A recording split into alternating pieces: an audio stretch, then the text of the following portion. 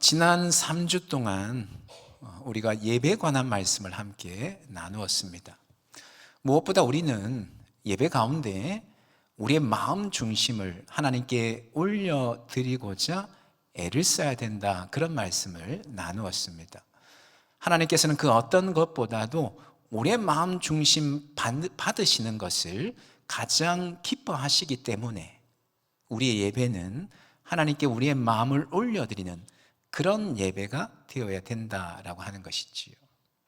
말씀뿐만 아니라 예배 모든 요소마다 온 마음을 다하고 집중하고 깨어서 참여함으로써 하나님 앞에 온전히 우리의 마음을 올려드리는 그런 예배가 되어야 되겠다라고 하는 것이지요.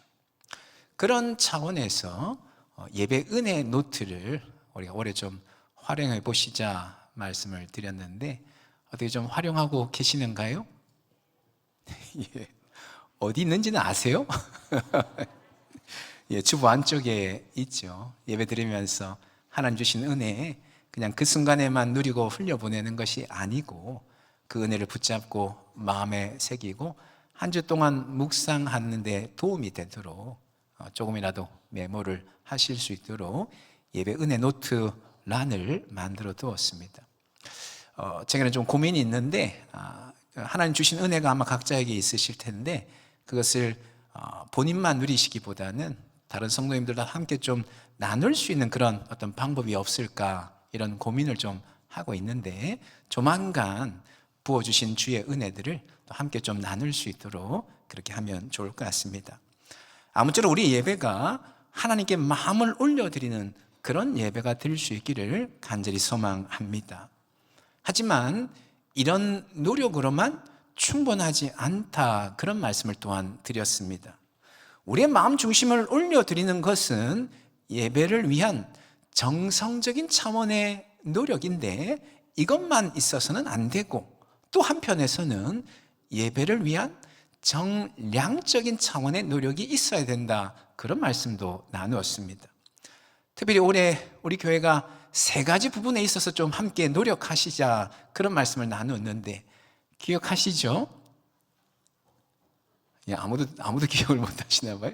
첫 번째가 주일 예배를 지키자라고 하는 것이고, 두 번째가 예배 한 번 더 드리도록, 단지 주일 오전 예배 한 번 드리는 것으로 끝나는 것이 아니고, 주중에 하나님 앞에 나와 드리는 여러 예배가 있는데 한 번이라도 더 하나님 앞에 예배 드릴 수 있는 그런 노력들.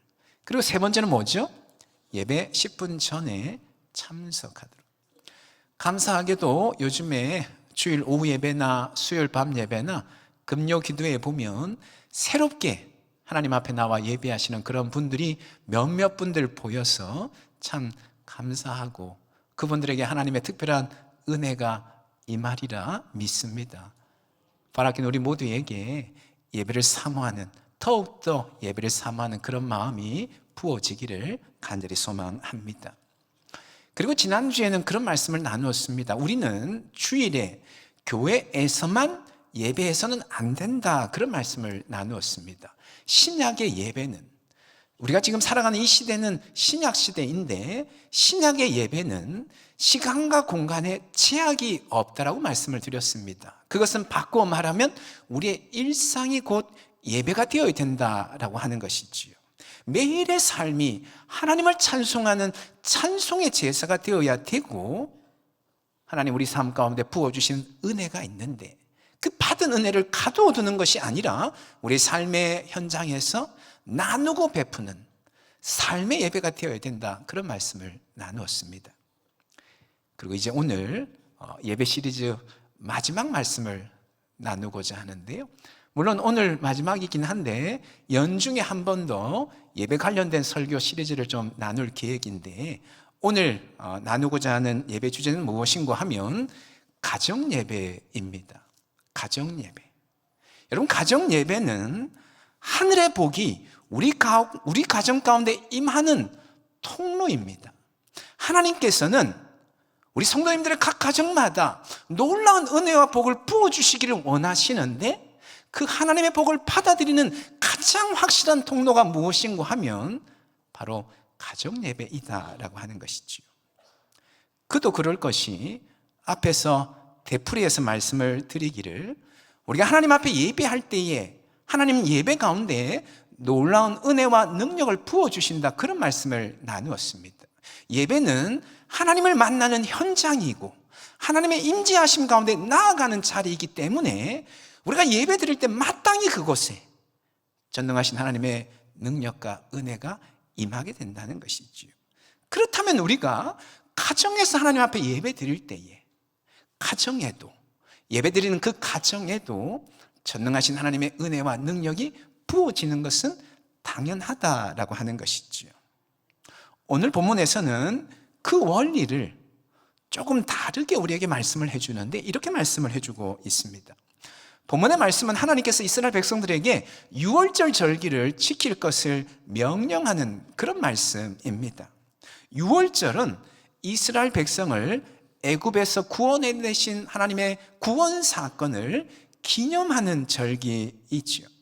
특별히 마지막 10번째 재앙 때에 애굽의 장자들을 하나님이 죽이시기로 장자 재앙을 내리시는데, 그 가운데서 이스라엘 백성들의 장자는 보호하셔야 되었기 때문에 별도의 장치를 이스라엘 백성들의 가정에 명령을 하시는 것이죠. 그 별도의 장치가 무엇인가 하면 어린 양을 잡아서 그 피를 문 임방과 좌우 문 설주에 바르도록 하셨습니다.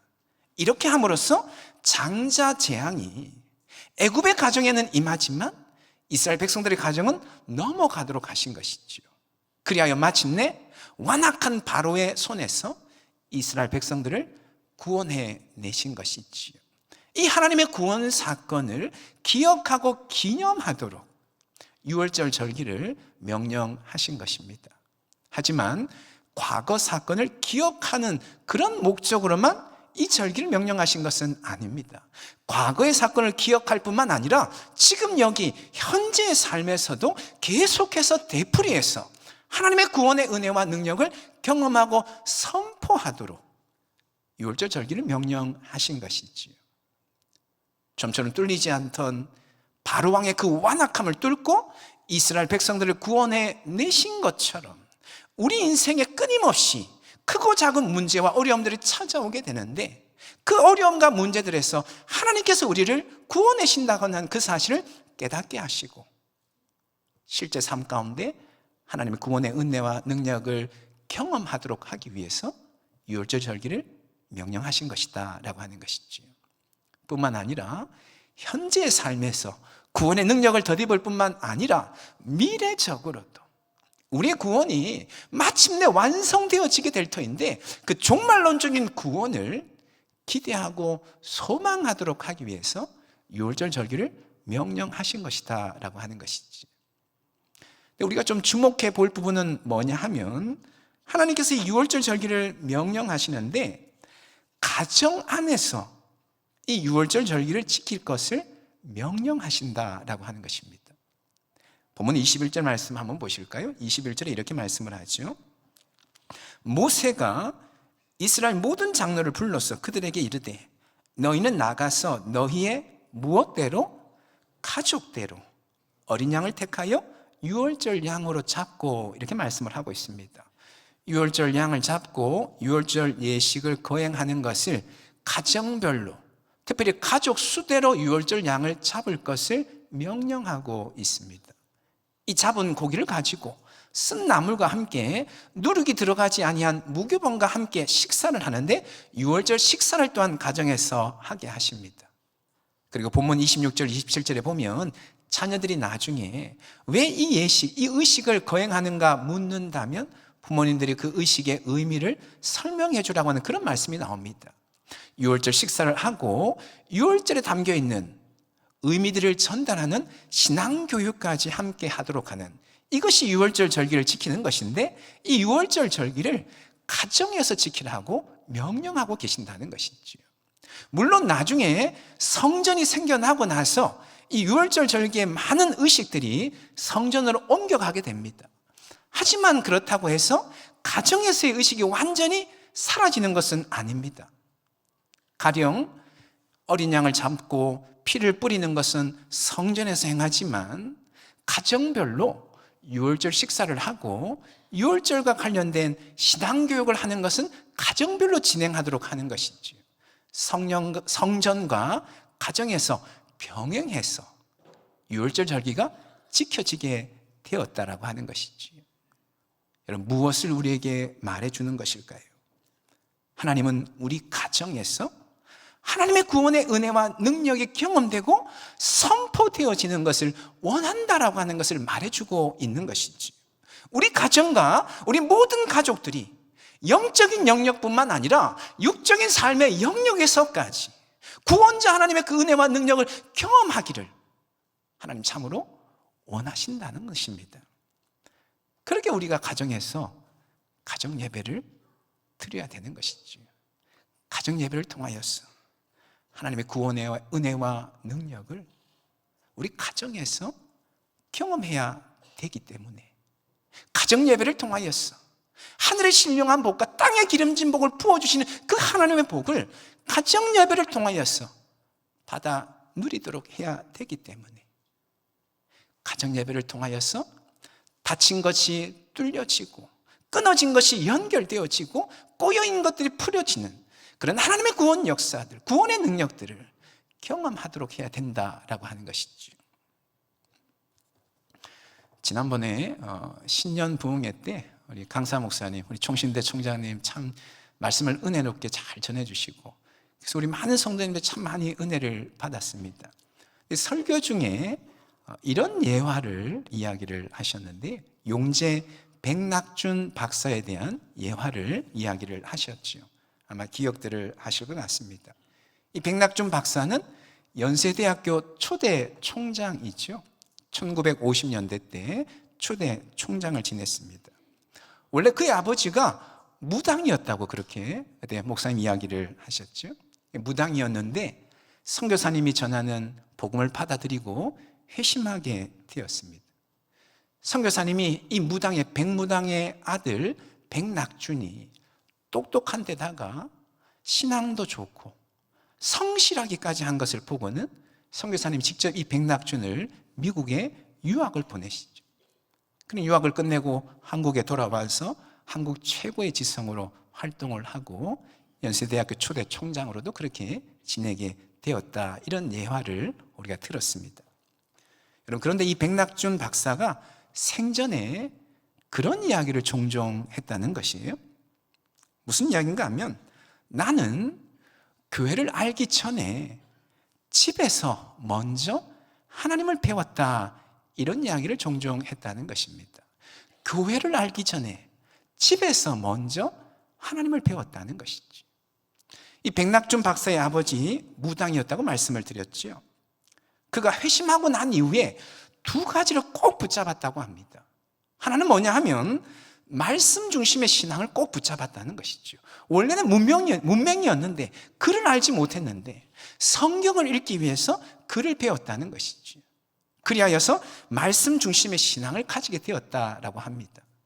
이전에 자신이 몸담았던 무속 신앙에서 완전히 벗어나기 위해서 오직 말씀 중심의 신앙을 추구하였다는 것이죠. 그리고 또 하나 붙잡았던 것이 있었는데 그게 뭐냐면 가정이었다고 합니다. 회심하고 나서 보니까 가정이 너무 중요하다는 것을 깨달았다는 것이죠. 가정 안에서 자녀들에게 하나님을 알게 하고 특별히 기독교적인 세계관을 심어주는 것이 너무 중요하다는 것을 깨달았다는 것이죠. 그것만이, 그 길만이 자기의 자녀들이 자신처럼 무당으로 살아가지 않을 수 있는 유일한 길이라는 것을 깨달았다는 것이죠. 그래서 회심하고 나서 가정 예배를 철저하게 드렸다는 것입니다. 근데 바로 이 가정 예배가 그의 아들 백낙준 박사의 삶과 신앙의 근간이 되었던 것이죠. 그래서 그런 이야기를 종종 했다는 것이죠. 나는 교회보다 교회를 알기 전에 집에서 먼저 하나님을 배웠다. 이런 이야기를 했다는 것이죠. 여러분, 가정 예배는 우리 가정에 하늘의 복이 임하게 합니다. 우리 가정이 전능하신 하나님, 복의 근원 되신 하나님이 우리 가정을 책임지는 복된 가정이 되게 합니다. 바로 그는 여러분의 가정에도 가정 예배 재단이 세워질 수 있기를 간절히 소망합니다. 하나님이 우리 가정에 부어주기를 원하시는 그 복을 다 받아 누릴 수 있는 그런 통로, 가정 예배를 온전히 세워나가시는 그런 가정 될 수 있기를 간절히 소망합니다. 사실 우리 성도님들 중에는 가정 예배가 중요하다고 하는 것을 아시는 분들이 참 많습니다. 그리고 가정 예배를 드리고 싶어 하시는 분들도 참 많으십니다. 근데 문제는 뭐냐 하면 어떻게 드려야 될지 잘 몰라서 시도를 못 하시는 분들이 많다는 거죠. 아이들이 이렇게 어린데 어떻게 가정 예배를 드릴 수 있을지, 우리 집에서는 나 혼자서만 신앙생활 하는데 나 혼자서 어떻게 가정 예배를 드릴 수 있는지, 가족들 일주일에 얼굴 한번 제대로 보지 못하게 바쁘게들 다 살아가는데 어떻게 가족들이 모여서 함께 예배 드릴 수 있는지, 이런 고민들이 많은 것이죠. 여러분, 이 고민들을 해결할 수 있는 곳이 있습니다. 어디일까요? 우리 교회에서 진행하는 가정예배 학교 오시면 아주 세세하게 잘 가르쳐 드립니다. 올해도 2월 달에 가정예배 학교를 계획 중에 있는데요, 많이들 신청하셔서 또 귀한 배움의 자리가 되시면 좋겠습니다. 다만 한 가지 말씀드리자면, 가정예배를 너무 어렵게 생각하지 않으셨으면 좋겠습니다. 가정예배 이러니까 참 무겁게 다가오긴 합니다만 이걸 너무 무겁게, 너무 어렵게 생각하지 않으시면 좋겠습니다.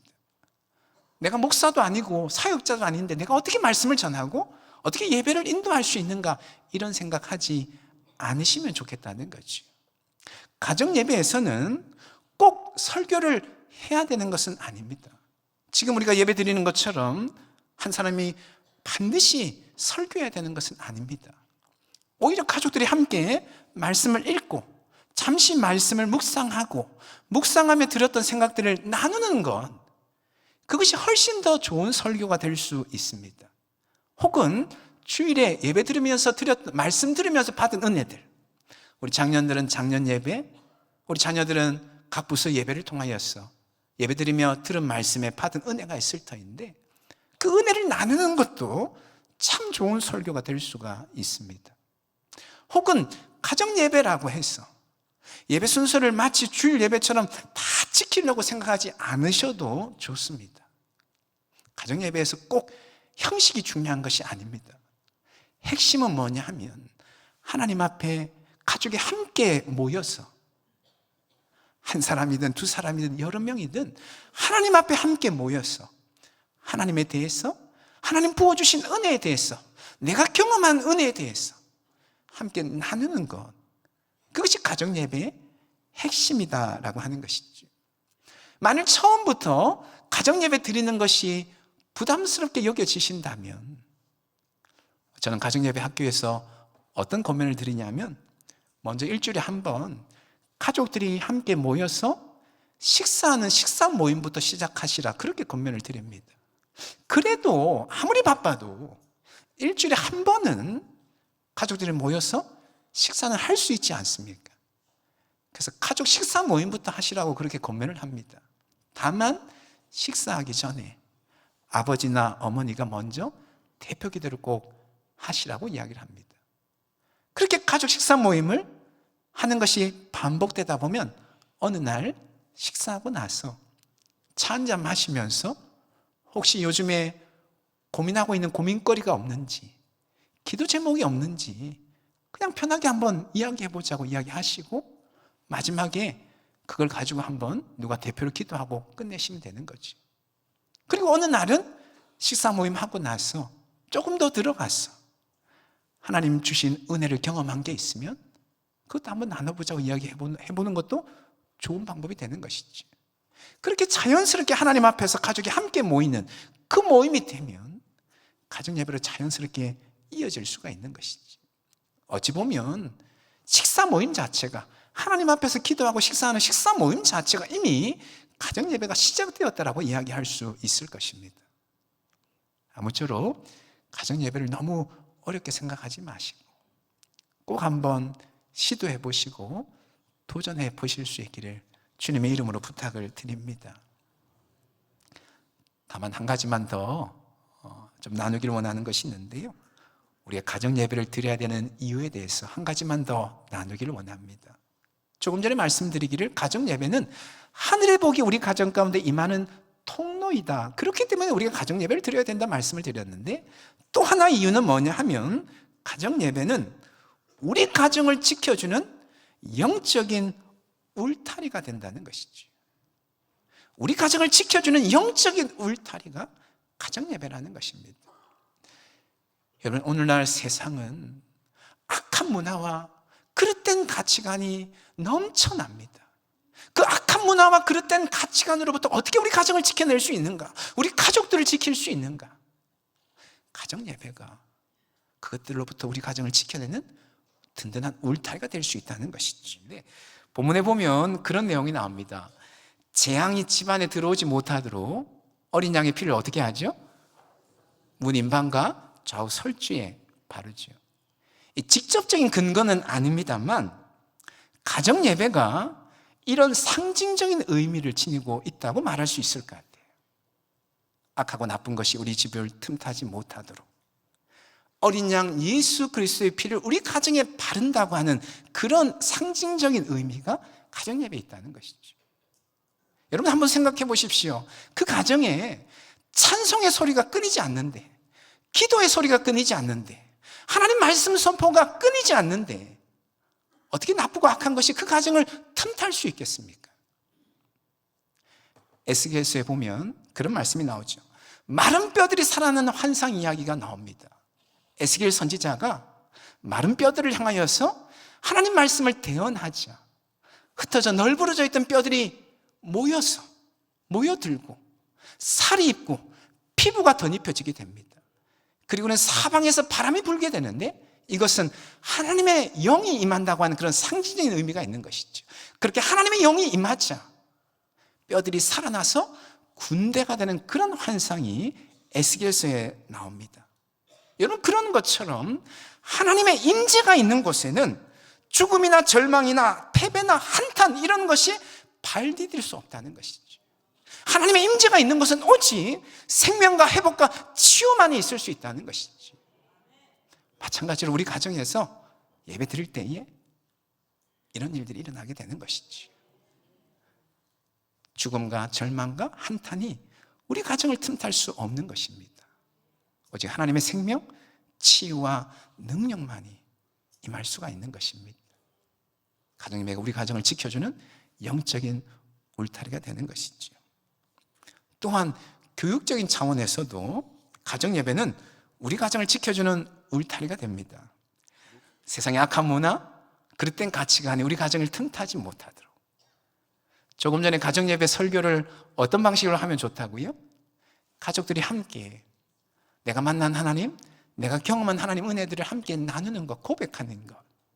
여러분, 그렇게 대화를 주고받으면서 세상의 악한 문화가 들어오지 못하도록 하는 울타리가 세워지게 되는 것입니다.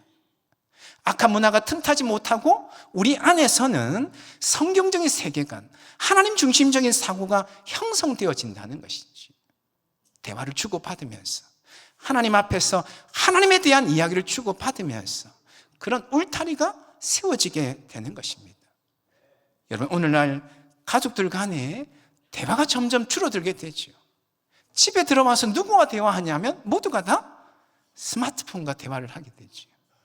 그러다 보니까 세상의 악한 문화로부터 무방비 상태가 될 수밖에 없습니다. 부모이든 자녀이든 누구도 세상의 악한 문화, 그릇된 가치관을 걸러내지를 못하는 것이죠. 그런데 가족들이 하나님 앞에 모여서 하나님에 대한 이야기를 하고 말씀에 대한 이야기를 하고 은혜에 대한 이야기를 한다면 우리 안에 그런 울타리가 세워져서 세상의 악한 문화, 그릇된 가치관이 우리 가정을 틈탈 수 없게 되는 것이지. 영적인 울타리가 세워진다라고 하는 것입니다. 바라옵기는 가정 예배에 대한 비전이 우리 안에 품어질 수 있기를 소망합니다. 아직 한 번도 가정 예배를 드려보지 못한 가정들은 하나님 앞에 기도하시고 가정 예배에 대한 소망을 품으시고 용기를 내어 도전해 보시기를 바랍니다. 쉽지 않으시면 2월 달에 뭐가 있다고요? 가정예배 학교 등록하셔서 잘 배우시고 도전해 보시고, 또한 이 가정예배가 한 번 드린다고 계속 드려지는 게 아닙니다. 워낙 가족들이 바쁘고 분주하다 보니까 가정예배를 잘 드리다가 한두 주, 두 주 못 드리다 보면 또 중단되어집니다.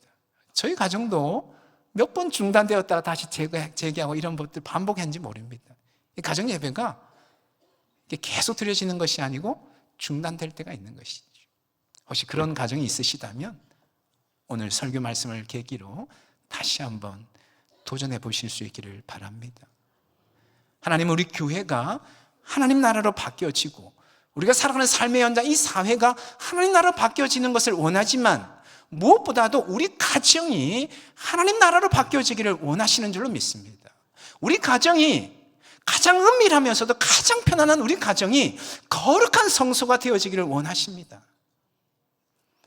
박군이 하나님의 도전의 말씀 받으시고 우리 가정에 가정 예배 제단 쌓으셔서 주님이 기뻐 여기시는 그런 가정으로 든든히 서 가시기를 예수님의 이름으로 축원합니다.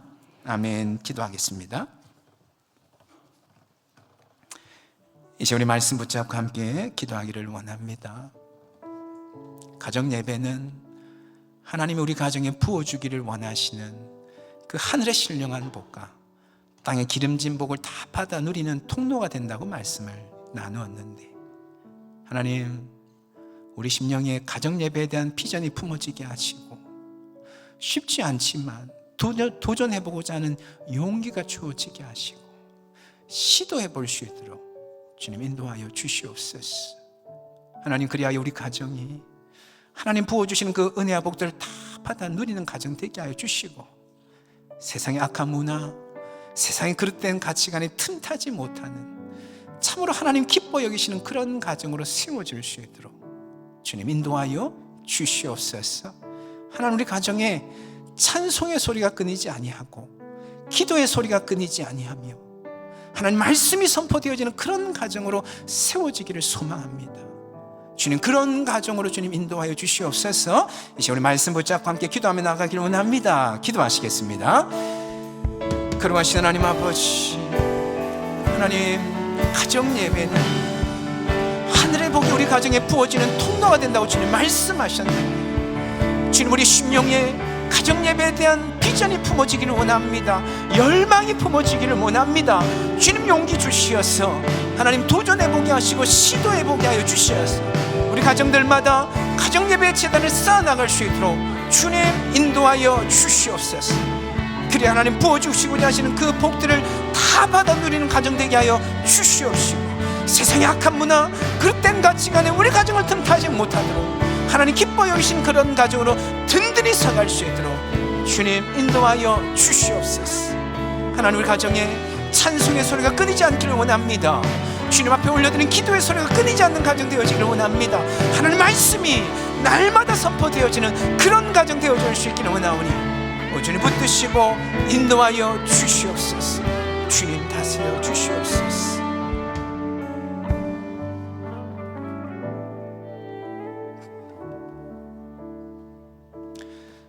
거룩하신 하나님, 가정 예배는 하나님 우리 가정에 부어주시길 원하시는 그 복을 다 받아 누리게 되는 통로가 된다고 하는 이 말씀 우리가 잊지 않게 하시고 마음에 새기게 하여 주시옵소서. 하나님, 우리 심령에 가정 예배에 대한 비전이 품어지기를 원합니다. 도전하여 주시고 권면하여 주시어서 용기를 내어 시도해보고 도전하는 우리가 되어줄 수 있도록 인도하여 주시옵소서. 우리 가정마다 하나님을 찬송하고 예배하는 가정 예배의 제단이 세워지게 하여 주시옵소서. 그래 하나님 부어주시고자 하시는 그 은혜와 복들을 다 받아 누리는 가정들 되게 하여 주시옵시고 세상의 악한 문화, 그릇된 가치관이 우리 가정을 틈타지 못하도록 든든한 울타리가 세워지는 가정들이 다 되게 하여 주시옵소서. 하나님 소망합니다. 우리 가정에 찬송의 소리가 넘쳐나고 기도의 소리가 끊이지 아니하며 하나님 말씀이 선포되어지는 그런 가정으로 세워지기를 원하오니 성령께서 우리 각 가정을 그런 가정으로 세워주시고 인도하여 주시옵소서. 그렇게 하신 하나님께 모든 것 맡겨드리며 예수님의 이름으로 기도합니다. 아멘.